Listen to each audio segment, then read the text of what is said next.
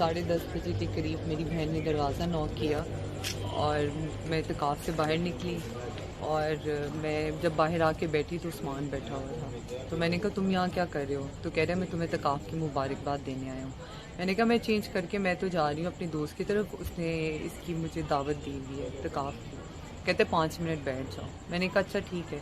मैं 5 मिनट बैठी हूँ तो एकदम से ये गार्ड्स गेट फैलांग के अंदर आए हैं, दरवाज़ा तोड़ा है, इनकी औरतों ने हम पर तशद्दुद करना शुरू कर दिया है। उसके बाद इन्होंने शीशे चलाने शुरू कर दिए, मारना शुरू कर दिया।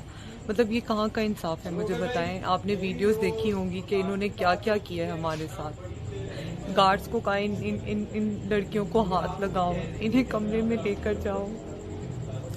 वो उस्मान का आपके साथ क्या राब्ता था, कितने अरसे से राब्ता था, और वो कौन है? क्या मलिक रियाज इनके क्या लगते हैं? उस्मान की मैं बात नहीं करना चाहती। तो उस्मान मलिक रिश्तेदार है मलिक रियाज का? जो उनकी साली का बेटा है। उनकी साली का बेटा है। तो क्या वजह बनी, उन्होंने आप पर तशद्दुद किया, तोड़फोड़ किया के? पता नहीं, ये तो वो जवाब दें उन्होंने क्यों किया इस तरह मेरे साथ। उन्होंने क्या एलिगेशन लगाया? मुझे वो पूरी दुनिया में जो जलालत मिली है और जो जलील किया गया है, ये तो उनसे पूछे उन्होंने क्यों किया मेरे साथ। आपका ताल्लुक कब से था उस्मान का? मेरी दोस्ती थी 2 साल से। ठीक है।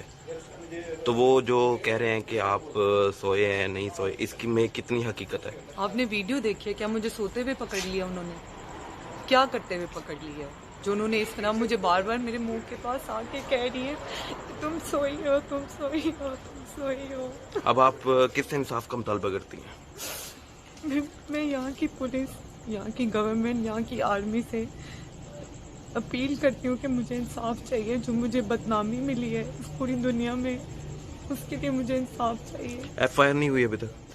हम पुलिस स्टेशन के बाहर खड़े हुए पिछले 3 घंटे हो गए हैं, कोई भी हमारी एफआईआर नहीं लिख रहा। Thank you.